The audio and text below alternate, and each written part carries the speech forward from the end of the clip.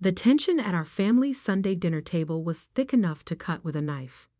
My parents had invited my sister Sarah and brother-in-law David, supposedly for a regular family meal, but I could tell from the moment I walked in that this was an ambush. Mom had made all my childhood favorites: pot roast, mashed potatoes, green bean casserole, but nobody was eating. Instead, they were all staring at me with expressions ranging from concern to outright pity. "Michael," Dad began, setting down his fork with deliberate care, "we need to talk." I'd been dreading this conversation for months. At 29, I apparently still looked like someone who needed parental guidance about his life choices. The fact that I'd been living in the same small apartment for 3 years, driving the same Honda Civic I'd bought in college, and wearing clothes that looked like they came from a clearance rack probably didn't help my case. "We're worried about you," Mom said, her voice carrying that particular tone of maternal disappointment I'd been hearing since I dropped out of my PhD program at Stanford 4 years ago. "Really worried." Sarah leaned forward, adopting what I recognized as her concerned big sister pose. "Mike, you're almost 30. You can't keep living like this." "Living like what?" "Like a college student," David interjected. He was a financial advisor who measured success in terms of 401 contributions and mortgage payments, and he'd never understood why I'd chosen to pursue what he called computer hobbies instead of a real career. "You live in a studio apartment in a questionable neighborhood," Sarah continued. "You don't have a steady job, no benefits, no retirement savings. What happens when you get sick? What happens when you get old?" I wanted to tell them that DeepMind Dynamics, the AI company I'd been building in secret for the past 4 years, had just cleared $12 million in revenue last quarter. I wanted to explain that the neural network architectures I developed were revolutionizing machine learning in ways that would fundamentally change how computers process information. But I'd learned long ago that my family didn't believe in dreams they couldn't see on a pay stub. "I'm doing fine," I said, keeping my voice steady. "My work is going well, and I'm making progress on some really exciting projects." "Exciting projects," Dad repeated, and I could hear the skepticism in his voice. "Michael, you've been saying that for 4 years. When do these exciting projects turn into actual income?" "They are turning into income, Dad. I just reinvest most of it back into." "Into what?" Mom interrupted. "More computer equipment? More software?" "Michael, we've been patient. We've been supportive. But this fantasy has gone too far." Fantasy.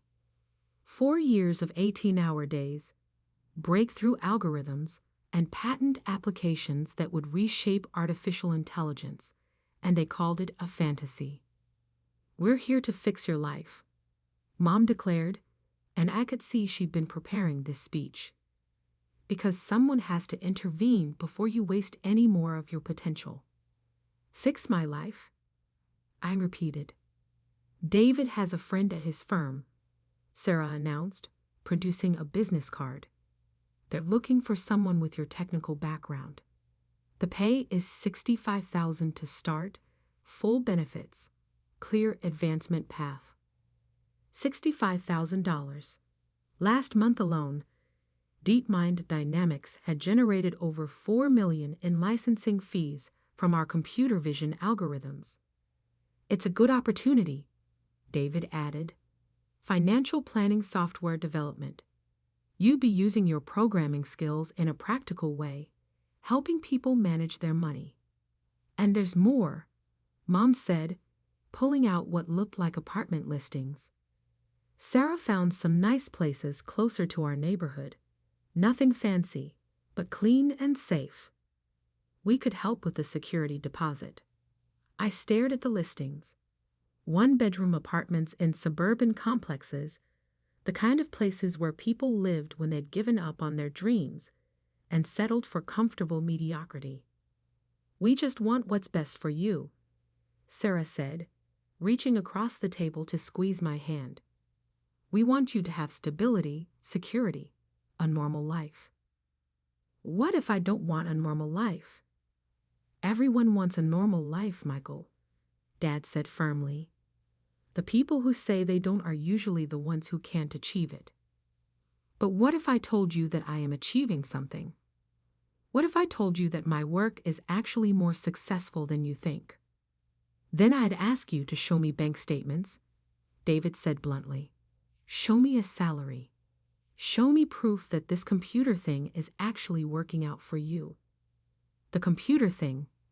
4 years of developing neural networks that could learn and adapt in ways that nobody thought possible, and they called it the computer thing.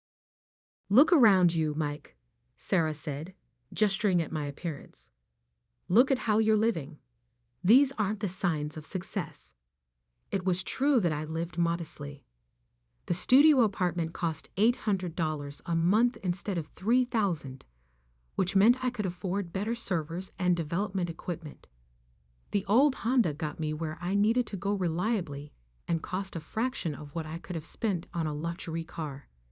The discount clothes were comfortable and functional, and nobody in my laboratory cared what brand they were. But try explaining that to people who measured success by square footage and thread count. "We're not trying to hurt you," Mom said, her voice softening slightly. "We're trying to help you before it's too late. You're 29, Michael. Your friends from college are buying houses, getting married, starting families. What are you doing?" "I'm building something important." "Important to who?" Dad asked. "Important to the 3 other people in the world who understand what you're talking about. Actually, important to Microsoft, Google, Amazon, and about a dozen other major tech companies that had been calling me with partnership offers for the past 6 months. But how could I explain that without sounding like I was making it up? The thing is," David said, adopting his financial advisor voice, "even if your computer work does eventually pay off, and that's a big if, you're missing out on years of compound growth, years of building equity, contributing to retirement accounts, establishing credit history. You're living like you're still in college," Sarah added. "And that was cute when you were 22, but it's concerning when you're pushing 30. I'm not pushing 30. I am 30 in 3 months." "Exactly," Mom exclaimed, as if I'd just proven her point. 30 years old, and what do you have to show for it?" What did I have to show for it? Patents on neural network architectures that would be worth hundreds of millions of dollars. Partnerships with research institutions around the world. A company that was on track to become one of the most valuable AI startups in history. But all they could see was the studio apartment and the old car. "We've made a decision," Dad announced, and something about his tone made my stomach drop. "We're cutting off the family safety net." "What safety net?" "The health insurance we've been carrying you on," Mom said. "The car insurance. The little loans for equipment that you never pay back. All of it. I've been paying you back." $50 here, $100 there," Sarah interrupted. "Mike, you owe Mom and Dad over $8,000, and that's just what we can document. $8,000. I could write them a check for $800,000 without making a dent in my business account. But they didn't know that, because I'd been so focused on reinvesting everything back into growth. "We're doing this because we love you," Mom continued. "Sometimes tough love is the only kind that works." "You have 30 days to get your own health insurance," Dad said. 60 days to find your own place that meets basic adult standards. And we want to see a real job application within 2 weeks. A real job application. Something with a salary," David clarified. Something with benefits and a future. Something that proves you're serious about becoming a functional adult. I looked around the table at my family's faces and saw something that broke my heart. They genuinely believed they were helping me. They genuinely thought that forcing me into conventional success would save me from a life of failure and disappointment. What if I told you that forcing me to take that job would actually be holding me back? I asked. What if I told you that I'm on the verge of something that could change everything? Then I'd say you sound like every other dreamer who can't accept reality, Dad replied. Michael, do you know how many people think they're going to be the next Steve Jobs? Do you know how many brilliant people end up working at Best Buy because they refuse to compromise? But what if I'm not like those people? What if what I'm working on is actually what? Sarah interrupted. Actually revolutionary. Actually going to make you rich. Actually going to change the world. Her tone was so dismissive, so condescending, that I felt something snap inside me. 4 years of keeping my success secret. 4 years of enduring their pity and concern. 4 years of being treated like a failure when I was actually building something extraordinary. You know what? I said, standing up from the table. Maybe it's time you knew the truth about what I've actually been doing. Michael, Mom said, please don't make this harder than it needs to be. I'm not making it hard. I'm making it honest. That's when my phone buzzed. I glanced down and saw a number I recognized immediately. My assistant, Jennifer, calling from our office. She knew I was at family dinner and would only interrupt for something urgent. I need to take this, I said. Of course you do, Sarah muttered. More important computer business. I answered the phone, and Jennifer's voice came through with barely contained excitement. Mr. Watson, I'm sorry to interrupt your dinner, but Microsoft just called with their final offer. They're offering $4.7 billion for DeepMind Dynamics. They want an answer by tomorrow morning. Should I accept? The question hung in the air like a bomb. $4.7 billion. With a B. I looked around the table at my family's faces, confusion, disbelief, and dawning realization. Jennifer, I said, I'm going to put you on speaker so my family can hear this conversation. Of course, sir. I hit the speaker button and set the phone in the center of the dinner table. Jennifer, can you repeat what you just told me? Certainly. Microsoft has made their final acquisition offer for DeepMind Dynamics. $4.7 billion for complete ownership of the company and all intellectual property. They're particularly interested in our neural network architectures and the breakthrough we made in unsupervised learning algorithms. The silence around the table was deafening. Dad's fork was frozen halfway to his mouth. Mom looked like she'd seen a ghost. Sarah and David were staring at the phone as if it were speaking in a foreign language. And remind me, I continued, what's my personal stake in the company? You hold 73% of the shares, sir. After taxes, your personal payout would be approximately $2.8 billion. $2.8 billion, I repeated, watching my family's faces. Yes, sir. Though I should mention that Google called this afternoon with a counteroffer. They're willing to go as high as $5.2 billion. But they want to keep you on as Chief Technology Officer for at least 5 years. $5.2 billion from Google.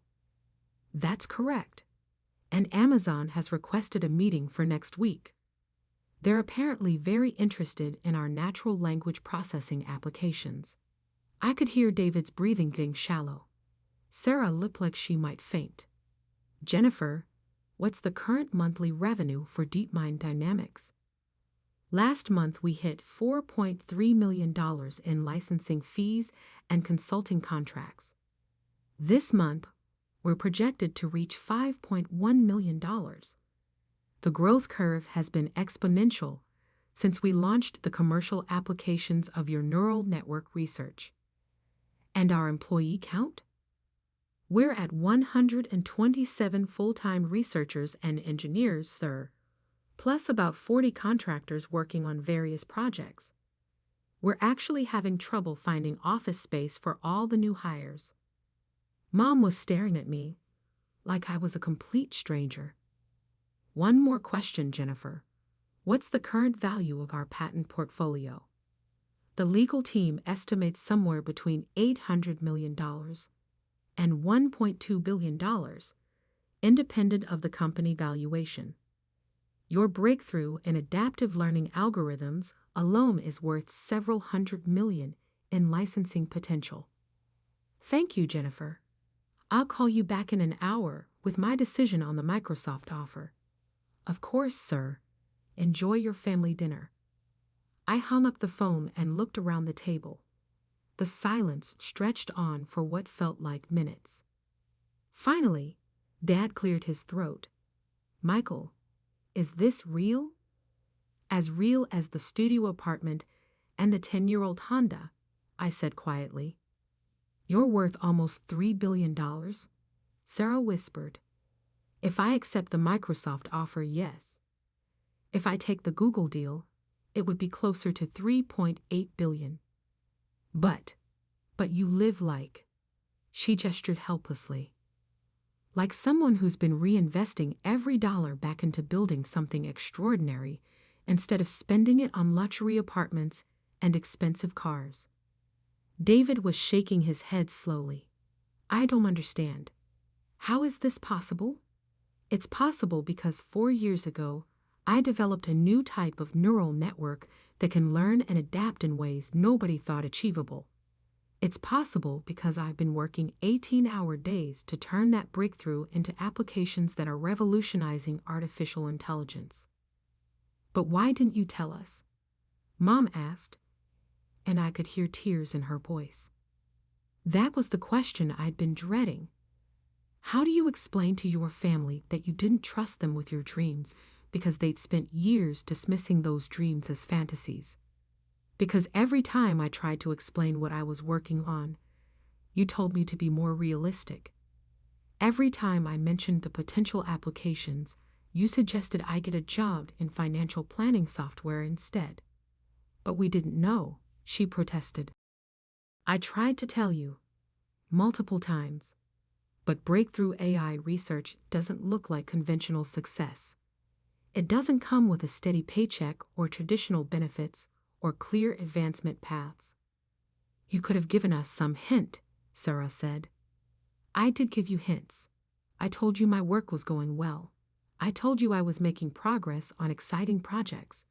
But you interpreted that as delusion because it didn't fit your definition of success. Dad was staring at the phone as if it might start talking again.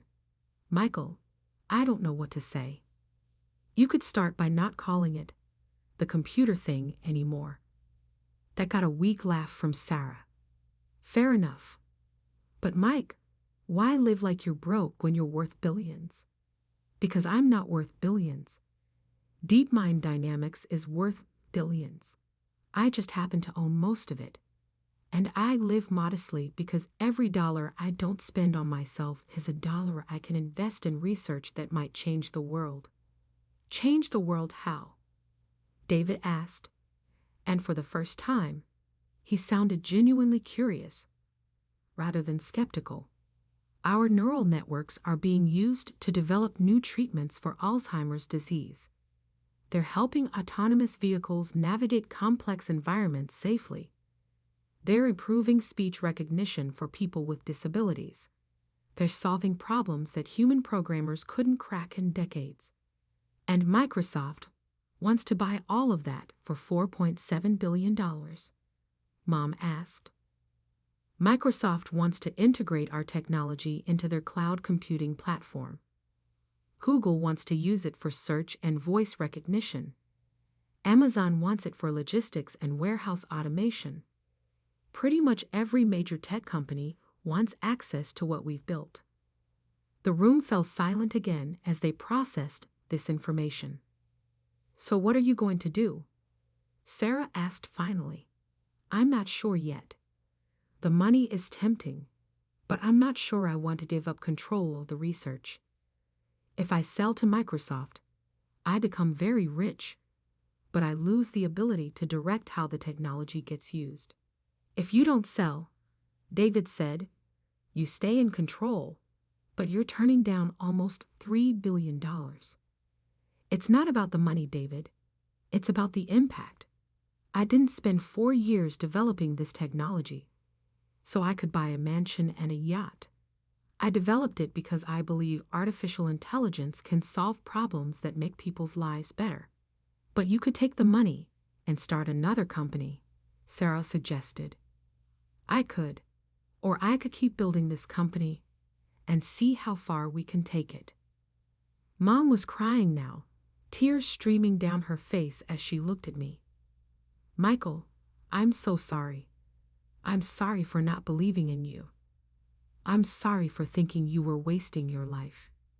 I'm sorry for trying to force you into a life you didn't want. Mom, you were worried about me. That comes from love, even when it doesn't feel that way. But I should have trusted you. I should have known that someone smart enough to get into Stanford PhD program might know what he was doing with his career. You should have asked better questions, I agreed. But I also should have found ways to help you understand what I was working on without being so secretive about it. Dad was shaking his head in amazement. All this time, we thought you needed our help. I did need your help, just not the kind you were offering. I needed you to believe in me even when you didn't understand what I was doing. We believe in you now, Sarah said quickly. Now that you know I'm worth billions? No, she said, and I could see she meant it. Now that we understand you've been working towards something meaningful instead of just avoiding responsibility. So what happens now? David asked. What happens to us? To our relationship? It was a fair question. Part of me was angry that it had taken a phone call about billions of dollars for my family to take me seriously. Part of me was hurt that they'd spent years trying to fix a life that wasn't broken. But mostly I was relieved. Relieved that I didn't have to pretend anymore. Relieved that I could finally share my success with the people I loved. Relieved that maybe we could have conversations about my work that didn't end with job application ultimatums. I hope it means we can talk about my work without you immediately trying to talk me out of it, I said. I hope it means you'll trust me to know what's best for my own life. It does, Dad said immediately. Michael, from now on, we promise to listen more and judge less. And ask better questions, Mom added.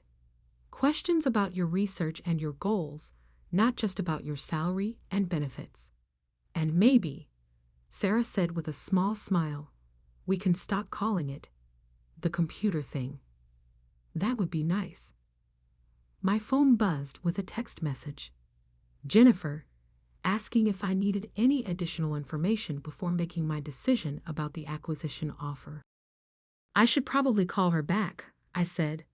This is kind of a big decision. What are you leaning toward? Dad asked. I thought about it for a moment. Honestly, I'm leaning toward turning them all down. The money would be nice, but I'm not sure I'm ready to give up on what we're building. You're going to turn down almost $3 billion, David asked, and I could see his financial advisor brain struggling to process this. I'm going to turn down being worth $3 billion so I can keep working on something that might be worth much more than money. More than $3 billion is worth. More than any amount of money is worth. Mom reached across the table and took my hand. I'm proud of you, Michael. Not because of the money, but because you followed your dreams even when we couldn't see where they were leading. Thank you, Mom. That means more to me than you know. So what now? Sarah asked. What changes for you? Honestly, not much. I'll probably move to a bigger apartment so I can have a proper home office. Maybe buy a newer car, but mostly I'll keep doing what I've been doing, building something that matters. And what changes for us? I hope everything changes for us. I hope we can build a relationship based on who I actually am instead of who you think I should be. The pot roast was cold by now, but nobody seemed to care. We sat around the table talking until nearly midnight. Really talking, for the first time in years. About artificial intelligence and neural networks, about the potential for technology to solve global problems, about what it meant to pursue something meaningful even when the path wasn't clear. When I finally got up to leave, Mom hugged me tighter than she had in years. I love you, she whispered, and I'm sorry it took us so long to understand. I love you too, Mom, and I'm sorry I didn't trust you enough to let you in on what I was really doing. As I drove home in my 10-year-old Honda, I thought about the acquisition offers waiting for my decision. Microsoft's $4.7 billion, Google's $5.2 billion, Amazon's unknown but probably substantial offer. All of them tempting, all of them life-changing. But for the first time in 4 years, I had something more valuable than any acquisition offer. A family that believed in what I was building, not just what it was worth. I pulled out my phone and called Jennifer. I've made my decision about the acquisition offers, I told her. And I'm turning them all down. We're going to keep building. There was a pause. Are you sure, sir? That's a lot of money to walk away from. I'm sure. The money will still be there next year or the year after. But the chance to build something that changes the world, that might only come once. Understood, sir. I'll call them in the morning. Thanks, Jennifer. And Jennifer? Yes, sir. Tomorrow, I want you to start looking for a bigger office. We're going to need the space. As I hung up the phone and pulled into my apartment complex, I realized that for the first time since I'd started DeepMind Dynamics, I wasn't keeping secrets from the people I loved. And that felt like the most valuable thing of all.